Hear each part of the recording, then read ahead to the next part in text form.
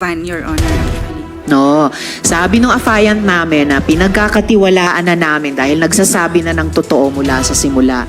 Na napansin niya yung affidavit, di umano ni Alice de Algo, walang pirma. So, binalik niya sa'yo, sabi niya, Miss G, papirmahan niyo to. Then, dinala niyo sa isang taong nakasakay sa van, nagbukas siya ng bintana, kumaway dun sa affiant, ibinalik mo daw. Binalik mo. Kasi dun sa natanggap din namin kopya nung affidavit, pirmado na, bigla magic.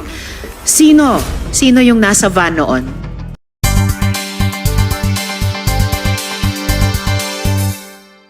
Miss Kath, kasasabi ni Miss Cheryl na humingi ka ng tulong sa kanya kung kanino pwedeng magpanotaryo.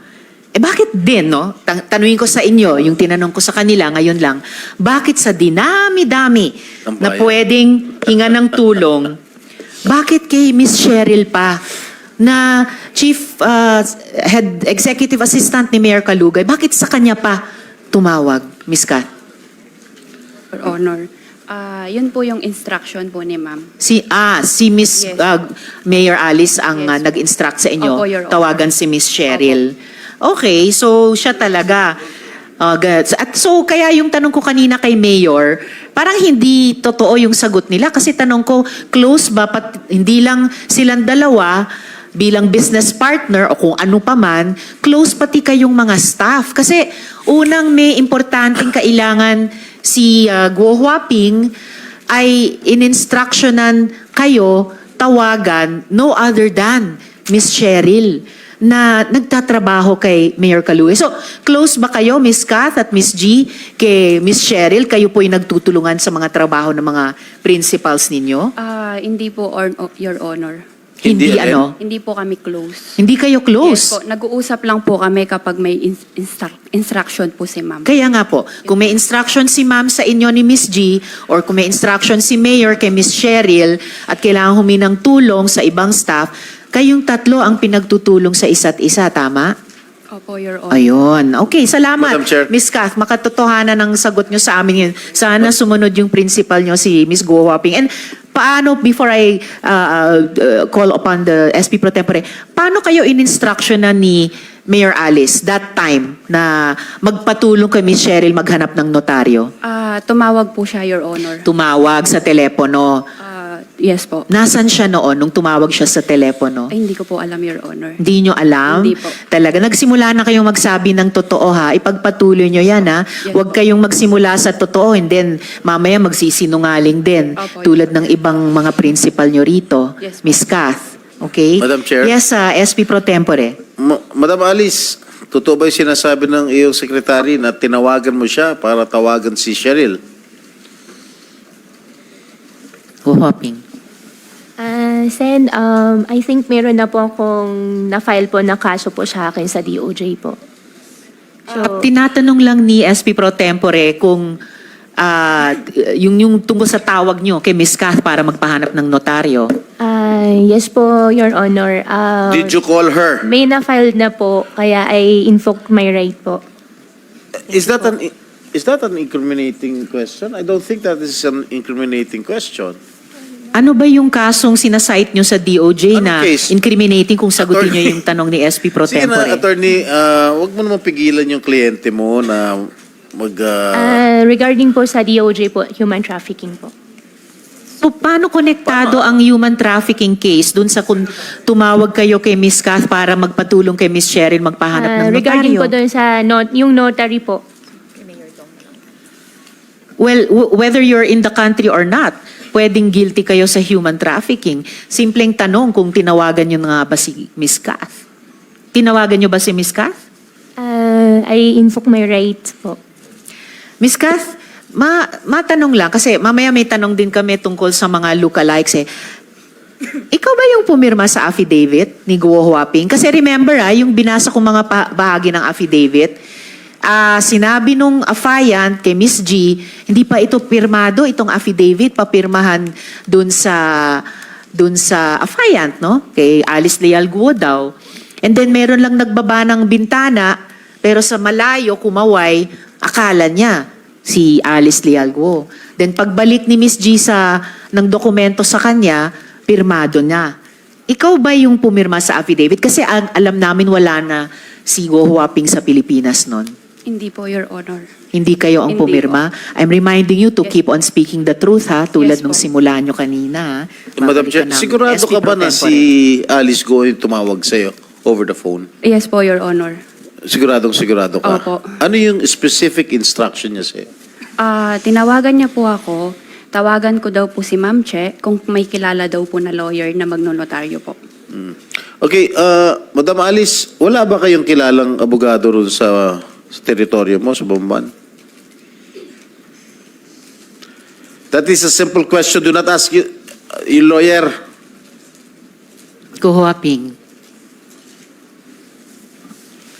Sen, I refuse to answer po. May kaso na po That final is po sa not an akin. incriminating question, Madam Alice. Tinatanong ko lang kung wala ba kayong mahanap na abogado sa teritoryo mo. And mayor ka dun eh. Imposible mo lang abogado dun. Regarding po kasi dun sa question niyo po na lawyer No, I'm po just asking if there are lawyers in your town. May mga abogado ba sa Bamban? Meron naman Oh, po. bakit tinawagan mo pa si Kat at inutusan mo tawagan si Cheryl para maghanap ng abogado? Why not in sorry your po, I own refuse to hometown? answer po. Ha? Sorry po, I invoke my right against self-incrimination po. Dahil ba alam ng buong bayan ng Bamban na wala na kayo doon? Kaya nagpahanap kayo ng abogado sa labas? Dahil may na-file na po na kaso po, I invoke my right po. Sorry. Dahil may ipapagawa siyang illegal. Senator Joel. Miss G, sino yung nasa van noon nung pinapipirma yung affidavit na hindi pa pirmado ni Alice Leal Godo? Sino yung nasa van? Good morning po, Your Honor. morning. Wala namang pong van, Your Honor, actually. No. Sabi nung affiant namin na pinagkakatiwalaan na namin dahil nagsasabi na ng totoo mula sa simula, na napansin niya yung affidavit di umano ni Alice Leal Go, walang pirma. So, binalik niya sa'yo, sabi niya, Miss G, papirmahan niyo to. Then, dinala niyo sa isang taong nakasakay sa van, nagbukas siya ng bintana, kumaway dun sa affiant, ibinalik mo daw, binalik mo. Kasi dun sa natanggap din namin kopya nung affidavit, pirmado na, bigla magic. Sino yung nasa van noon? Your Honor, unang-una po, nandito po ako para magsabi po ng totoo. Hindi po para anuhin yung kasinungaling. Okay, mabuti. Yes po, So Your kung Honor. hindi van man yun, kung anong sasakyan, it doesn't matter. Sino yung tao sa sasakyan? Your Honor, ganito po yung kwento. Tinawagan po ako ni Kat. Ang sabi po ni Kat, may instruction daw po si Ma'am Alice na i-meet ko po yung tao. Mhm. Doon sa Kapas po. Sinong tao yun? I think po yung tao na yun is yung, hindi ko lang po sure, is si Kadante po. Kadante. po. Yes, Siya po tama. yung tao, opo. Okay. Ang instruction po ni Ma'am Alice is, i-meet ko po, kasi naghintay na po siya ng mga ilang oras. Totoo. Opo. Sabi po ni Kat sa akin, i-meet ko daw po sa Kapas para mag-lunch. Kapas, Tarlac. Yes po, Your Honor. Para mag-lunch po. Dinala ko po siya sa isang restaurant po sa, I think, Kapas or Concepcion po. Anong restaurant yun? Pwede po bang sabihin, Your Honor, yung... Sorry? Pwede pong banggitin. Yes, of course. okay po. Restaurant lang yan. Ano yan? Rustica Kapas. Rustica Opo, Kapas. hindi ko po sure Okay. yung address, Your Honor. Rustica is Okay. in Concepcion. Parang po, hindi ko po Concepcion. sure. Concepcion. Sorry po. Okay. Yeah. Tapos, Ngayon po, nag-lunch po kami doon. Tumawag po sa akin si Kat kung pwede pakuha mo na sa driver mo yung affidavit. Yun po yung totoong kwento, Your Honor. Pero yung sinasabi po na van at merong pong kumaway doon sa van is hindi po totoo. Bali po, Your Honor, saan kinuha yung affidavit? sa bahay po nila Kat kinuha ng driver. Sa bahay ni Nakasama ko. Kath? Yes po. Your Tapos? yung nangyari po, Your Honor, never pong na-meet ni Kat yung Kadante. Ako lang po yung na-meet ni Kadante that time. Mhm. Yun po, Your Honor. Tapos hindi po totoo na yung documents po ay sinabi po sa akin nung Kadante na hindi pa po siya signed. Sorry, Miss Gia, kasi naniniwala na kami kay Kadante. At pinakita ko nga yung kanyang affidavit na may pagpapayag ng kanyang abogado. So hindi lang si Kadante, pati yung abogado niya ay naninindigan sa katotohanan ng kwento niyang iyon. Yes po, Your Honor. Pero ako po, So Your bakit Honor, kami dapat maniwala sa iyo kaysa kay Kadante? Opo. Ako po personally, Your Honor, inutusan lang po ako ni Kat. Mhm. Yung documents po na yun, Your Honor, is kumain kami sa sa Rustica. Ngayon, dumating po yung driver ko po na dala na po niya yung affidavit. Signed na ba yung affidavit? Pumasok po ako sa sasakyan, Your Honor, yung gamit po na ng driver, which is nandun po yung affidavit. Signed na ba yung Yes affidavit? po, Your Honor. Sinong nag-sign ng affidavit? Hindi ko po alam, Your Honor. Nakita mo bang sinign yung affidavit? Hindi po, Your Honor. Signed na po yung documents. Then tinignan ko po yung documents po mismo doon. Tinawagan ko po si Kat to confirm kung ito po yung ibibigay ko kay Kadante. Pwede mo laman Ibang-iba yung kwento. SP pro tempore. Yung petsa lang. August Anong petsa 4. nung pinirmahang affidavit? Nung binigay ko po kay Kadante is August 14 po yata. August 14 po. 14. Ang affidavit na meron kami kay Kadante na ipinakita ko kanina, September... No. August 13 or 14? Oo, pero ito. Okay, August 14. Anong petsang sinabi mo, Miss G? August 14 po, Your August Honor. 14. Opo, Madam Chair. Okay. Sige, babalikan namin iyan kasi importante sa amin yung kwentong yan at yung pagkapirma o hindi pa pagkapirma ng affidavit at sino ang pumirma niyan. Kasi yung panahong yon alam namin, wala na dito sa Pilipinas si Guo Huaping. Yes, And ma'am. I'm reminding you, Miss Gia, tulad kay Miss Kat, magsabi kayo ng totoo. Kasi hindi rin kayo ang aming target tulad ni Miss Cheryl sa pagtatanong na ito. Gusto namin i-establish ano yung mga ginawa ng mga principal ninyo. Pero pag nagsinungaling kayo sa komite namin, pati kayo madadamay, pati kayo mapaparusahan. Mayor, ituloy ko Madam po, Chair, can I just... related question kay yes, Senator Joel. Yes, kay Miss Kat, no? Kasi para lang ma-establish, Madam Chair, yung pagtawag ni Mayor Alice sa kanya. Miss Kat, nung tinawagan ka ni Mayor Alice na naghahanap ng abogado outside Banban,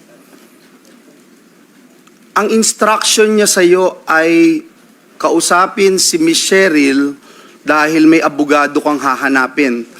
At alam mo ba, by that time, nawala na siya sa bansa? Hindi po, Your Honor.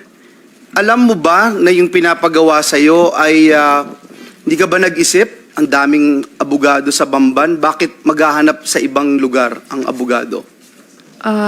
Ang alam ko po, Your Honor, dahil pag nakita pa lang po yung name ni ma'am, ayaw na po ng lawyer. Kaya direct instruction po si ma'am, natawagan ko po si Ma'am Che. Dahil walang lawyer na gagawa nung gustong pagawa ng iyong principal. Is that a correct statement? Siguro po, Your Honor. You think it is because otherwise, you would just probably tell your principal na, ma'am, bakit pa tayo hahanap sa iba at lalayo tayo? Hindi mo na ginawa yon sapagkat alam mo rin, walang gagawang abogado na gusto ng iyong amo. Is that correct? Yes po, Your Honor. Tsaka Okay. yun po yung instruction niya, sumunod lang po ako. Yes, the instruction na sumunod ka. And I wanted to protect your rights dahil sinabi mo, instruction ng amo mo, parang wala kang magawa kung hindi sumunod. Kahit alam mo na parang hindi tama itong gagawin mo. Is that correct? Your Honor, wala pong ganun na inisip ko po na hindi tama. Alam mo tama yung gagawin mo? Kasi inutusan niya lang po ako, Your No, Honor. but this is my question now. If you don't want to answer my previous question, alam mo ba na tama yung gagawin mo na magpapirma, na magpanotaryo sa isang abogado na alam na hindi humaharap yung affiant doon sa abogado at sasabihin ng abogado, subscribe and sworn before me. Hindi ko po alam yun, Your Honor. No, but you know very well na wala yung affiant para pirmahan yung pagnonotaryo na yun. Kaya nga ikaw ay tinawagan ng iyong amo. Yun din ang tanong ko, Senator Joel, Miss Kath, Miss G, alam nyo ba noong araw na yon na wala na sa Pilipinas si Guo Hindi Huaping? po, Your Honor. Ikaw, Miss G, alam nyo ba na wala na dito si Mayor Alice sa Pilipinas nung Hindi araw din na po, yon? Your Honor. Keep on telling the truth, ha? Ngunit alam nyo na espesyal itong pagkakataon na ito. Espesyal, hindi to ordinaryo. Kasi nandun kayo sa dilim, kasi hindi humaharap yung amo ninyo para inotaryo ang isang public document. Alam nyo yun, Miss G, Miss Kat. And ang buong punto kasi ng pagpapanotaryo ay siguraduhin yung pumirma. Ha? ang abogado places himself or herself on the line para sabihin, itong pumirma ay talagang nandirito pa. At alam na po namin na hindi totoo yung pagnotaryo dito. This is already proven. Kaya makakatulong kayo kung sasagot kayo ng makatotohanan. Hindi kontra sa alam na namin, na-prove na namin in earlier hearings. Pakisagot yung tanong ni Senator Joel. Sorry po, Your Honor. Ano po yung... Sorry po, sorry. Alam nyo yung special yung arrangement. Alam nyo na special. Kasi kung hindi, kahit kanino pwedeng iutos ni alias Alice Go. Kahit kanino. Pero kayo yung pinagkakatiwalaan kasi kayo yung traveling bodies eh. Kayo yung pinagkakatiwalaan niya na gumawa nitong bagay na ito. Na kahit wala siya, inonotaryo yung dokumento. Alam niyo yun. Para sa amin po, Your Honor, isang empleyado lang po kami. Sumunod lang po kami kung ano po yung instruction sa amin. Regarding naman po doon kung alam po namin, actually po, yung totoo po, hindi po talaga namin alam kung nasan po si ma'am. At kung So hindi nyo rin sigurado na nandito pa siya sa Pilipinas nung araw na yon? wala po talaga kaming alam, Hindi Your kayo Honor. nagtanong? Hindi po, Your Honor. Nung kinausap ka, nung tinawagan ka sa telepono, I'm sorry, Madam Chair. SB Pro Nung Tempore. tinawagan ka sinasabi mo tinawagan ka ni Alice Go, hindi ka nagtanong kung nasan siya. Hindi po, Your Honor. Bakit? Wala rin po ako sa posisyon para tanongin kung nasan po siya. Pero nung mga araw na iyon, alam nyo ba na naghahanda na siyang umalis? Bago nung mga araw na Hindi iyon? po, Your Honor. Okay, babalikan po namin kayong dalawa. Pero balikan ko po si Mayor sa mga... Yes, related question from Senator Sherwin. Related question before we veer away from another topic. May mga napuna lang ako, Madam Chair. G, kanina sabi mo na nung nagkita kayo ni Kadante, wala pa sa iyo yung dokumento. Wala pa po, Your Honor. At pinabalik mo saan yung driver mo para kunin yung dokumento? Sa bahay po nila. Kasi ang instruction po, Your Honor, i-meet ko po si Kadante para mag-lunch po. Kasi, apo, So saan nanggaling yung dokumento? sa kanila po, pinakuha po ni Kat sa kanila. So hawak ni Kat yung dokumentong signed. Yes po. Pagdating sa'yo, nakaperma na, Yes di ba? po, Your Honor. Opo. Kat, nasa'yo yung signed documents? Yes po, Your Honor. Pinakuha po ni ma'am. Saan nanggaling yung signed documents? Tumawag po siya, Your Honor. Ang sabi po niya, punta daw po ako sa bahay niya, may kukunin po isang brown envelope. Nung Okay. nakuha ko na po yun, nag-message po ako sa kanya kung ano pong gagawin ko doon. Saan bahay yun? Sa QJJ Farm po, yun sa bahay po na mismo. Saan yun? Sa me the Bamban address. po. Sa Bamban? Anong barangay? Birhen de los Remedios po. Virgen de los Remedios. Remedios. Opo. Doon mo kinuha. Kanino Yes po. mo kinuha yung dokumento? Nasa drawer po niya, Your Honor, sa room po niya. Nasa drawer lang yung dokumento. So pumasok ka lang sa kwarto niya, kinuha mo lang yung dokumento Yes doon? po. Ganun kasimple lang? Yes po, Your Honor. Yun po yung ano niya. Tapos nung nakuha ko na po at Your Honor, tinanong ko po siya kung ano pong gagawin ko. Ang sabi po niya, i-attach ko daw po sa last page nung affidavit po niya. Okay. Paano ka nakapasok doon? Pinapasok ko lang, may gwardiya ba? May boy? Paano ka nakapasok sa Hindi po nakalock, Your Honor. walang tao sa bahay? Wala po, Your Honor. Ang tao po sa QJJ Farm is 3 na lang po. So walang tao sa bahay, nakapasok ka sa gate, umakyat ka ng kwarto, binuksan mo yung drawer, nandun yung dokumento. Yes po, yung isang brown envelope po. Instruction siya ni Guo Huaping. Yes po, Your Honor. Kay Guo Huaping, Madam Chair, if I can pursue that Senator Sherwin, with your, go with your Happy. permission. Saan nanggaling yung dokumentong yun?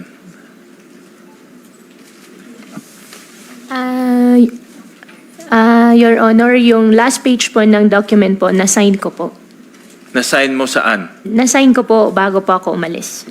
Na-sign mo yung bago ka umalis. Gawa na ba yung affidavit? Opo, partially, may natapos na po. Pero hindi pa na-file yung case. Opo, hindi pa po na-file. Ay, na-file na po, pero... Hindi Ano ba talaga po? Na-file na or hindi pa na-file? Na-file na po. Hindi pa na-file yung... Kailan mo sinign yung document bago ka Sinayin umalis? ko po yung last page po bago po ako umalis. Umalis ka is first week of July. July 1st week, opo. Bago Pero po wala umalis. pang na-file na case nun. Na-sign ko po yung last page po bago po ako umalis po, Your Honor. Binasa mo ba yung counter affidavit? Regarding po doon sa question po, I invoke my right po. With all due respect, Senator. SP Pro Tempore. Senator Win, Madam Chair, sino nag-prepare ng counter affidavit mo? Lawyer po. Yeah, I know. Sino nga? Law firm? Opo, law firm. Ano yung law firm?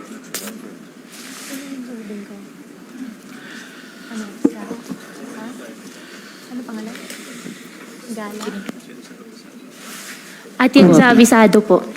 Gana Atienza Avisado Law Offices. So, nung prepare ng lawyers mo to, nitong law firm mo to, alam na ng mga lawyers mo na wala ka na rito? Hindi po.